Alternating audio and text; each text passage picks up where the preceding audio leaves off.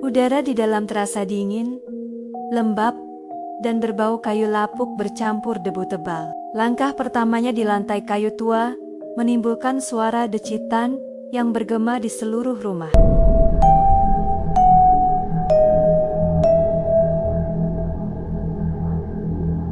Di ujung jalan sempit yang dipenuhi pohon-pohon tua, berdiri sebuah rumah berlantai 3 yang sudah ditinggalkan bertahun-tahun. Catnya terkelupas, jendela-jendelanya pecah, dan gerbangnya berkarat. Penduduk kota selalu memperingatkan anak Kanania untuk menjauhi rumah itu. Konon, pemilik terakhirnya, seorang pria tua bernama Pak Harun, hilang secara misterius suatu malam dan tidak pernah ditemukan. Tapi malam ini, Dina, seorang gadis pemberani, memutuskan untuk masuk. Ia membawa sebuah senter tua yang hampir habis baterainya, tas ransel berisi botol air, dan tekad untuk membuktikan bahwa semua cerita itu hanyalah mitos. Pintu depan berderit keras saat Dina mendorongnya, mengeluarkan suara seperti jeritan panjang yang menakutkan. Udara di dalam terasa dingin, lembab, dan berbau kayu lapuk bercampur debu tebal. Langkah pertamanya di lantai kayu tua menimbulkan suara decitan yang bergema di seluruh rumah. Hatinya berdebar, tapi rasa ingin tahu mendorongnya maju. Di ruang tamu, Dina menemukan cermin besar yang seluruh permukaannya tertutup debu tebal. Saat tangannya menyapu debu di salah satu sudut, bayangannya muncul tapi gerakannya terasa aneh. Ia menggerakkan tangan ke atas, tapi bayangan di cermin tampak tertinggal beberapa detik di belakangnya. Dina menelan ludah, mencoba menenangkan diri. Hanya imajinasi, hanya lelah, gumamnya sambil menarik napas panjang. Ia melangkah ke tangga menuju lantai 2. Setiap anak tangga memuntahkan bunyi derit, seolah memperingatkan langkahnya. Di koridor, pintu kamar yang sudah lama tertutup mengeluarkan suara bisikan lembut dari celah bawah pintu. Dina! Suaranya serak, berat, dan menembus telinganya. Dina berhenti, menatap pintu itu.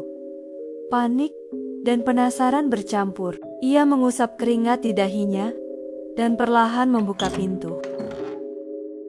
Kamar itu kosong, kecuali sebuah meja tua dengan buku harian yang sudah menguning. Dina membuka buku itu dengan tangan gemetar. Halaman-halaman itu dipenuhi tulisan aneh tentang bayangan yang mengikuti dan suara yang muncul di kegelapan. Semakin ia membaca, semakin terasa ada sesuatu yang mengawasinya dari sadit-sadit gelap kamar. Tiba-tiba, senter Dina mati. Gelap total. Napasnya terdengar keras di telinga sendiri. Langkah kaki terdengar dari lantai atas lambat, berat, dan tidak beraturan. Dina yakin ia sendirian. Dengan napas tertahan, ia menyalakan senter sekali lagi. Di pojok kamar, bayangan hitam tinggi berdiri. Tidak ada wajah, hanya sosok gelap yang menatapnya dengan intensitas yang menusuk tulang. Dina mundur, tersandung meja, dan hampir terjatuh. Ia berlari menuruni tangga, tapi rumah itu seakan berubah. Lorong yang sebelumnya tidak ada, kini terbentang panjang. Pintu yang tadinya tertutup kini terbuka sendiri, dan suara tawa pelan terdengar dari seluruh sudut. Dina mencoba menemukan pintu keluar, tapi dinding tua retak kini menutupi jalannya. Dalam kepanikan, ia berlari ke ruang bawah tanah, berharap menemukan jalan keluar lain. Tangga kayu berderit, dan bayangan itu muncul di belakangnya, lebih dekat dari sebelumnya. Sosok itu mengulurkan tangan gelap, seperti ingin menarik Dina ke kegelapan abadi.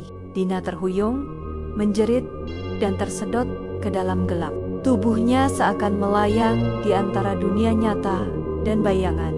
Ia merasakan dinding dan lantai menghilang di sekitarnya, digantikan oleh kekosongan yang menelan setiap suara. Saat ia membuka mata, ia berada kembali di ruang tamu, tapi rumah itu berubah lagi. Cermin besar kini menampilkan bayangan yang berdiri diam, menatap ke jalan yang sepi di luar, menunggu korban berikutnya. Dina mencoba menjerit, tapi suara hanya menjadi bisikan yang hilang di udara.